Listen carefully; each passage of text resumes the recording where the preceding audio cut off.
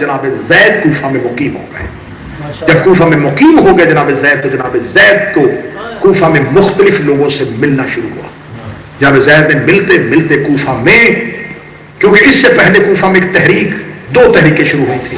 ایک سلیمان بن سرد خزائی نے شروع کی تھی جسے لشکر توابین کہتے ہیں، جنہوں نے جناب مختار سے پہلے خون حسین کا انتقام لینے کے لیے لشکر کشی کی تھی، لیکن وہ تحریک کامیاب نہ ہو سکی. پھر اس کے بعد جناب مختار بہت حد تک کامیاب ہو گئے اور امام حسین کے قاتلوں کو چن چن کے مارا گیا، لیکن پھر عبداللہ ابن زبیر کے بھائی مصعب ابن زبیر کے ہاتھوں شہید ہو گئے اور ان کی حکومت بھی ختم ہو گئی.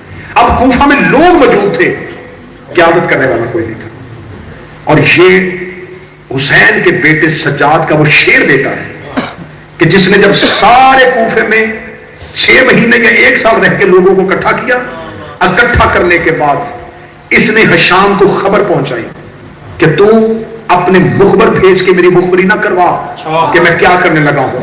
وہ مسلم بن عقیل تھے، وہ اکیلے آئے تھے اور تو اس کی مخبری کرواتا تھا کہ مسلم کس کے گھر چھپا ہوا ہے. یہ سجاد کا وہ شیر بیٹا ہے، اس کو مثل عباس اس لیے کہا جاتا ہے. اس نے کہا شام میں تمہیں خط لکھ رہا ہوں، میں فلاں شیعہ کے گھر رہ رہا ہوں اور یکم سفر کو میں نے تیرے دربار پہ حملہ کرنا ہے.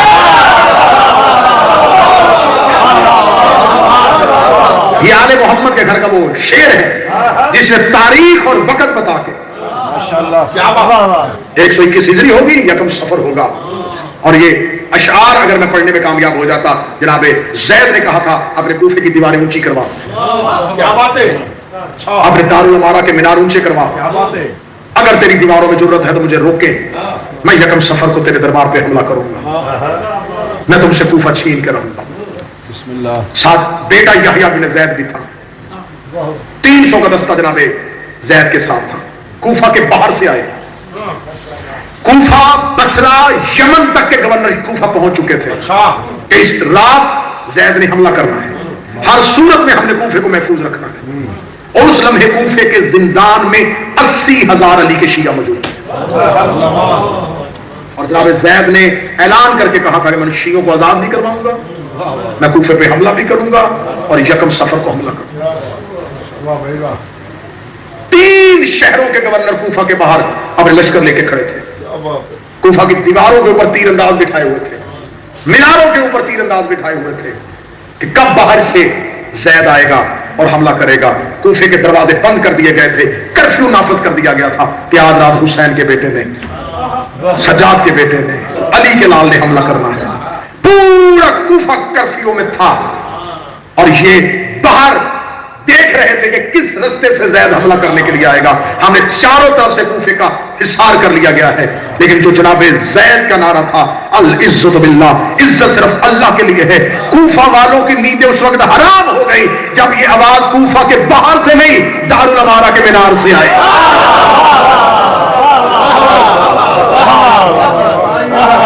یہ رستے رو کے بیٹھے تھے اور دارالعمارہ کے اوپر سے زید بول رہا. یہ حیران رہ گئے کہ ہم تو سمجھ رہے تھے کہ زید باہر سے حملہ کرے گا، لیکن کسی کیا خبر تھی کہ زید کوفہ کے اندر موجود تھا. اندر سے جناب زید نے حملہ کیا اور حملے کا آغاز کہاں سے کیا؟ باہر سے دارالعمارہ نہیں پہنچے، دارالعمارہ سے باہر کی طرف جہاں سب سے زیادہ سپاہی کھڑے تھے وہاں سے حملے کا آغاز کر دیا. کوفہ کی گلیوں میں بھگدڑ مچ گئی، لشکر بھاگ رہے تھے اور زید کا لشکر اس کا تعاقب کر رہا.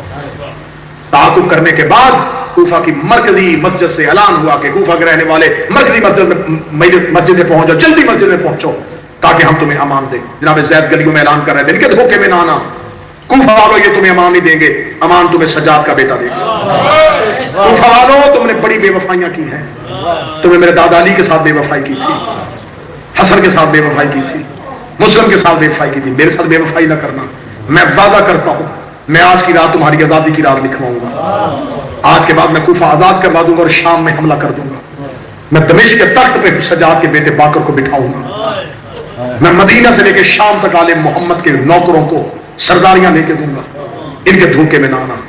وہ جنہوں نے ہاتھوں میں بیعت کی تھی وہ ڈر گئے اور مسجد میں جا کے پناہ لینی شروع کر دی. روکتا رہا زید, انہوں نے مسجد میں پناہ لی. جب یہ سارے جنہوں نے زید کی ہاتھ میں بیعت کی تھی جب مسجد کے اندر پہنچ گئے تو اس ملاؤں نے کہا اب اوپر والے میناروں سے ان پر تیر برسا کے جو اندر آئے قتل کر. خون کی ندیاں بہ رہی تھی اور باہر سجاد کا بیٹا کوفے کا محاصرہ توڑ رہا تھا. اب لشکر بٹ چکا تھا, آدھا زید کے ساتھ تھا اور آدھا لشکر زید کو چھوڑ چکا تھا. جناب زید گلیوں میں لڑتے لڑتے آواز دے رہے تھے یہ تم نے ہمارے ساتھ کوئی نیا کام نہیں کیا, مجھے خبر تھی تو مجھے تنہا چھوڑو گے, لیکن میں نے یہ قیام تمہاری آزادی کے لیے کیا تھا. میں تمہارے ہی قیدیوں کو زندان سے آزاد کروانا چاہتا تھا, میں تمہارے ہی حقوق کی عزت اور تمہاری ہی وقار کے لیے سب کچھ کر رہا تھا. حملہ کرتا کرتا زید, پھر ایک ایسا لمحہ آیا کہ گلیوں میں صرف زید اور زید کا بیٹا تھا, ایک باپ اور ایک بیٹا. اور کتابیں کہتی ہیں کہ دونوں سواری مر چکی تھی, گھوڑا شہید ہو چکا تھا. جناب زید نے اپنے بیٹے سے کہا میری کمر کے ساتھ کمر ملا, بس کوشش کرنا مجھے پیچھے سے نیزہ نہ لگے, جو وار ہو میرے سینے پہ. باپ اور بیٹا گلیوں میں لڑ رہے تھے. جناب زید تلوار کو نیام سے نکالے ہوئے یکم سفر کی پوری رات لڑتا رہا سجاد کا بیٹا, اور ہر گلی سے لڑتا ہوا جو آواز دے رہا تھا جو عزادار بیٹھے ہو تمہاری اس بات پہ چیخ نکل جائے گی. جب کوفے کا موڑ مڑتا تھا نعرہ بلند کر کے کہتا تھا اس موڑ پہ روکا تھا تم نے علی کی بیٹی کو, ان بازاروں میں مارا تھا تم نے علی کی بیٹی کو,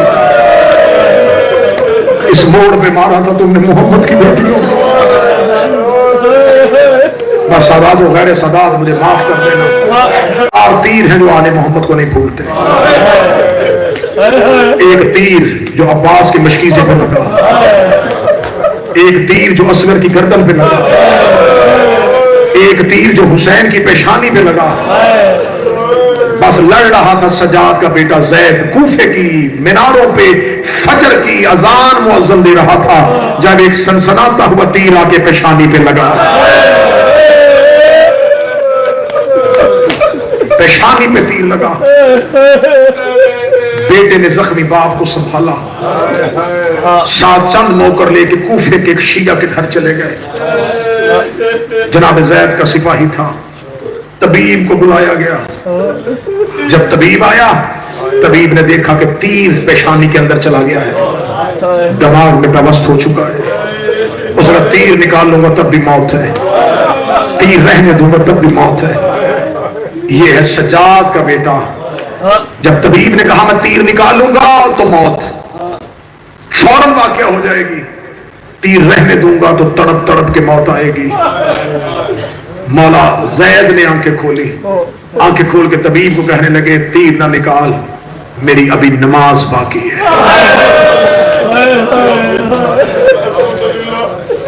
آئے سادات و غیر سادات مجھے معاف کر, نماز سجاد کی بڑی مشکل تھی, لیکن میں معافی مانگ کے دوں گا وہ کیسے سجدہ کرے جس کی پیشانی میں تیر ہو.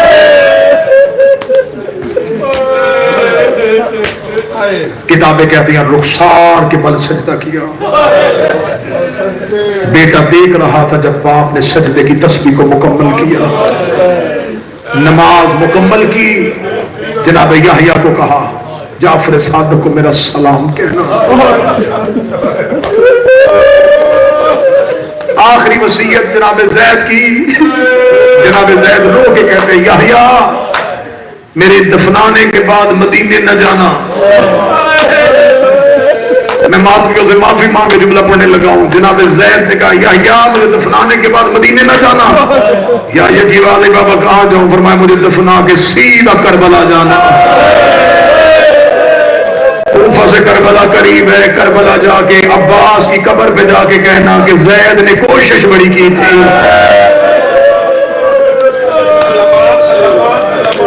بیٹا میری شہادت کی خبر جا کے حضرت ابوالفضل عباس کو دینا.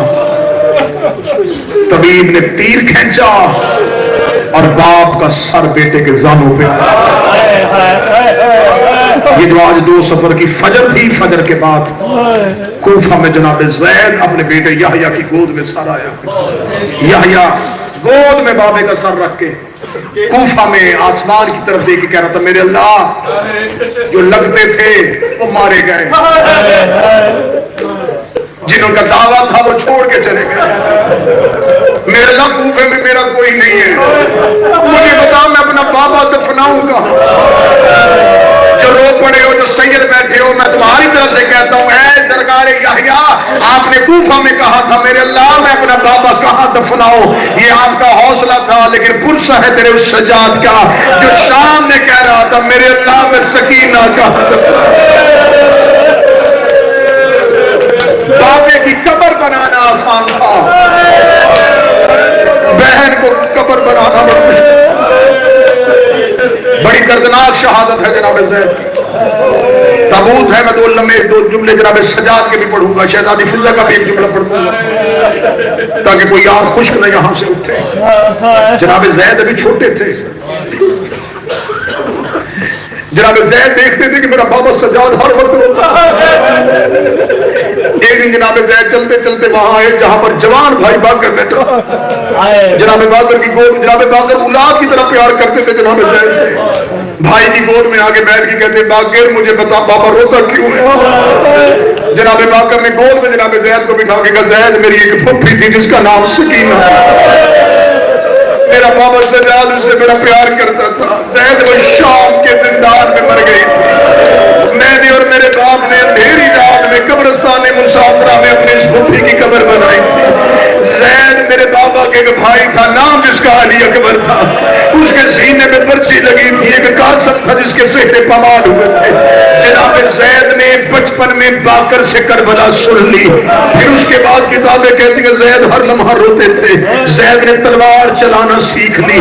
ایک دن وہاں آیا جہاں مسلح پہ سجاد بیٹھے تھے، رو کے کہتے بابا میں نے تلوار چلانا سیکھ لی ہے، بابا میرا جی چاہتا ہے کہ میری پہلی تلوار کا ہنر آپ دیکھیں۔ بابا دیوار پہ کھڑے ہوں، دروازے کے ساتھ لگ کے کھڑے ہوں، میں نے 50 مدینے کے نوجوانوں کو بلایا ہے، وہ 50 مجھ پہ حملہ کریں گے، میں اکیلا تلوار سے دفاع کروں گا، بابا تو اپنے زید کی تلوار چلانا دیکھنا۔ جناب سجاد مسلح سے اٹھے، ضعیف باریک سفید داڑھی لہو رونے والا امام اٹھ کے آگے دروازے پہ کھڑا ہو گیا۔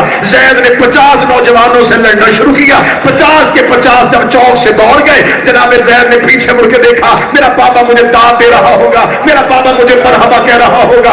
زید نے مڑ کے دیکھا سجاد زمین میں لچکائے ہوئے تھے، جناب زید نے آگے مولا سجاد کو اٹھایا، روکے کا بابا میں تجھے تلوار دکھانے آیا تھا، تیرے بیٹے کی تلوار کیسے چل رہی ہے؟ بابا اب غش کیوں کھا گئے؟ رو کے کہتے زید میں بھی لڑنا چاہتا تھا، مجھے کربلا میں لڑنے کسی نے نہیں دیا، میں بھی تلوار لے کے بار بار باہر آتا تھا۔ میری پھپھی آگے کھڑی ہو کے کہتی تھی سجاد تو نے کربلا نہیں لڑنا، تو نے شام کے بازاروں میں جانا۔ اسی 2 سفر کی صبح جناب زید کی شہادت ہوئی۔ مجھ سے پوچھو سوال کرو کہ آپ نے پوری تقریر جناب زید پہ کی ہے تو بتاؤ قبر کہاں ہے؟ پانی کے اندر دفنایا گیا، پانی کے اندر، پانی کا گڑھا، اس میں سے پانی نکال کے پانی کے اندر قبر بنائی گئی۔ مجھ سے پوچھو کیوں پانی کے اندر دفنایا؟ اشارہ کرو تو سمجھ آؤ گے۔ شاہیا کو بابے کی قبر کا وہی ڈر تھا جو کربلا میں حسین کو عسکر کی تو جناب سجاد کو پرسہ دینے آئے ہو، پانی کے اندر دفنا دیا گیا۔ اب مجھ پہ سوال کرو بچ گئی قبر؟ اللہ نے کہا مجھے ہر صورت میں زید کی لاش،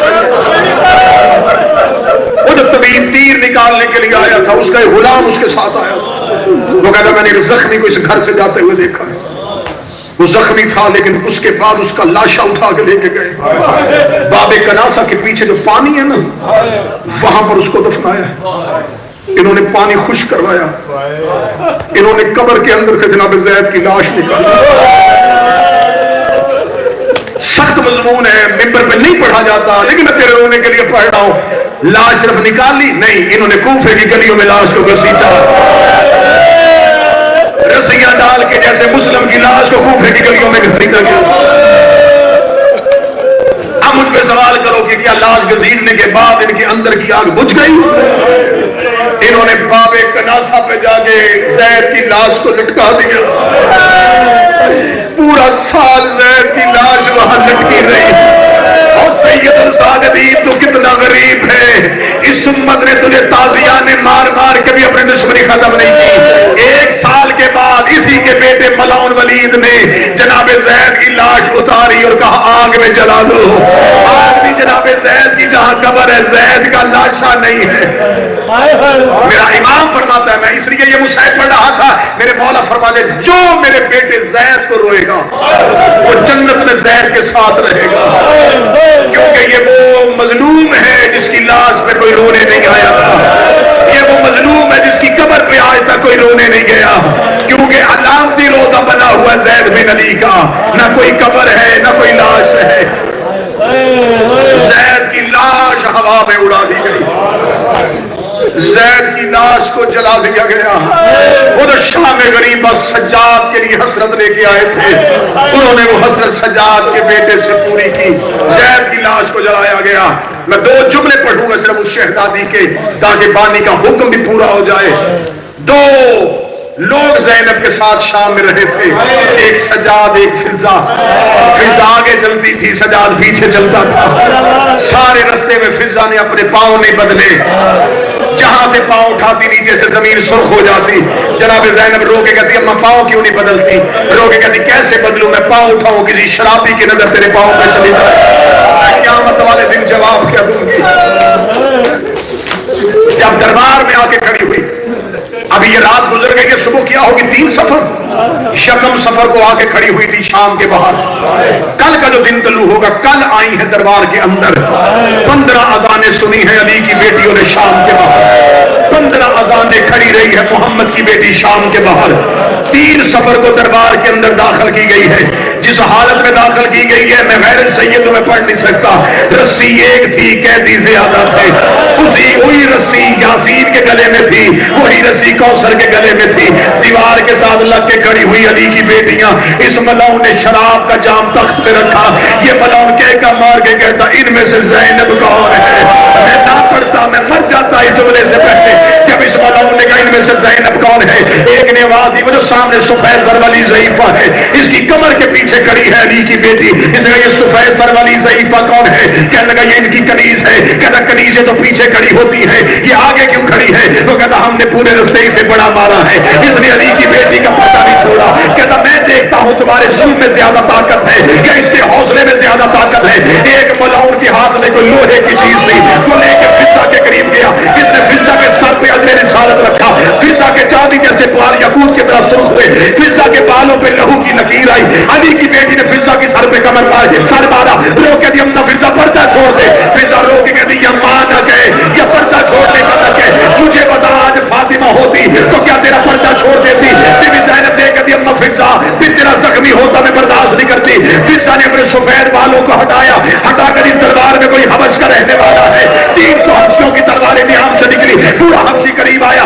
آج کہتا اس دربار کے اندر شمن کے لوگ، مصر کے لوگ، کوفہ کے لوگ، بصرہ کے لوگ کھڑے تھے. تو نے حبش والوں کو کیوں بلایا؟ وہ کہتی کون ہے تمہارے ملک کا بادشاہ؟ کہنے لگے مر گیا. ایک اس کی بیٹی تھی، مدینے والے سیدوں کی نوکری کے لیے چلی گئی. فضا نے کبھی اس دربار میں وہ میمون نہ آئے تو پہچان سکتا ہے. دیکھنا کیسے نہ ہوتی میں فردن سے جدا کر دیتا. تو نے ہماری شہزادی کا نام لے لیا. لوگ شراب پی رہے ہیں، اس ماحول میں ہماری شہزادی کا نام لیا. رو کہتی مجھے پہچان وہ میمونہ میں ہوں.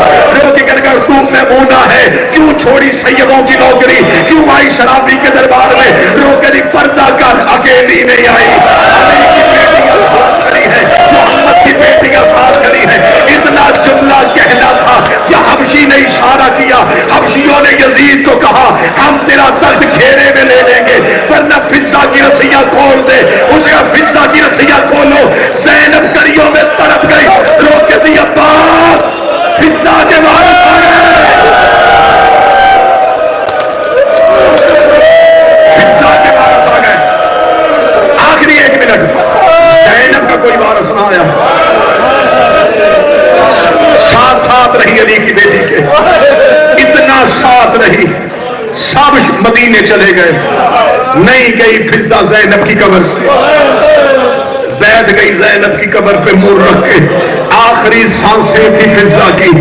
جب بیٹوں نے آ کے کہا اماں ہم تمہیں لینے آئے ہیں, رو کے کہتی آ جائے ہو تب آ جاتے. جب 3 دن کا بھوکا پیاسا خنجر کے نیچے کہہ رہا تھا کوئی ہے جو مجھے غریب کی مدد کرے, بیٹے دے کے کہتے ماں میں حبش کے لوگ تانے دیتے ہیں تمہاری ماں کو شام والوں نے بڑا مارا ہے. رو کے کہتے ماں کے نام پہ غیرت آ گئی. اس وقت کہاں تھے جب بازار میں چادر مانگ رہی تھی, رو کے کہہ رہی تھی کوئی رستہ دو میں علی کی بیٹی. آنکھیں بند ہوئی فضا کی. زینب عالیہ کی قبر پہ, زینب کی قبر پہ آنکھوں کا بند ہونا تھا. میں نہیں کہوں گا کہ جنگل سے لکڑیاں لے کے آئے, میں نہیں کہوں گا کہ تیمم کروایا, غسل کے لیے پانی نہیں ملا. نا زہرا کی کنیز تھی, حسین کی ماں تھی, مریم و آسیہ و سارا و حوا اتری, کوثر کا پانی لایا گیا, فضا کا غسل دیا گیا. جنگل میں حسین کی ماں کا جنازہ تیار ہوا, بیٹے جنازے کی سب باندھ رہے تھے, یا کوئی غریب بوڑھا چلتا ہوا آ رہا تھا, آگے کر کے پیچھے ہٹو مجھے جنازہ پڑھانے دو. دیکھ کر کے تو کون ہے, آواز آئی میں محمد باقر آ گیا ہوں. محمد باقر کا نام آنا تھا. فضا نے اپنے کفن سے آنکھیں کھولی, رو کے کہی بابا نے تجھے بھیجا ہے, خود سجاد آ جاتا میں ایک بار تیرے بابے کا چہرہ دیکھ لیتی. جناب باقر فضا کی میت پہ گر گئے, رو کہتے ماں مجبوری بن گئی ہے, بابے کو زہر مل گئی ہے. سجاد کڑیوں میں جیسے تھا آج زہر میں تڑپ رہا ہے. اماں جو تیرے ساتھ, آخری 1 منٹ ہے, اماں جو تیرے ساتھ رہتا تھا, اماں میرے بابے کو 20 محرم کی زہر مل گئی ہے, آج 5واں دن ہے, میرا بابا زہر سے تڑپ رہا ہے. اماں تیری تدفین کے بعد مجھے بابا دفنانے کے لیے مدینے جانا ہے. اماں میں بابا کو اس حال میں چھوڑ کے آیا ہوں, مجھے کہتے باقر میری فکر نہ کر, جنگل میں میری ماں مر گئی ہے, جا جلدی کر فضا کے سرحانے پہنچ. جناب فضا کا جنازہ تیار ہوا, بیٹوں نے امام سے اجازت لی, ہمیں ماں کا جنازہ حبش لے کے جانا ہے. ماں کا جنازہ لے کے چل رہے تھے, زینب کی قبر سے گزرتے گزرتے جب قبرستان مسافرہ میں سے فضا کا جنازہ گزرا, ایک چھوٹی سی قبر سے 2 قیدی ہاتھ باہر آئے. اماں تو مجھے چھوڑ کے نہ جا, اماں مجھے قبر میں شمر سے ڈر لگ رہا ہے. فضا کی آواز آئی اتارو میرا جنازہ, مجھے سکینہ کے پہلو میں دفنا دو, ہم میرے حسین کے سینے کا طویل ماتم حسین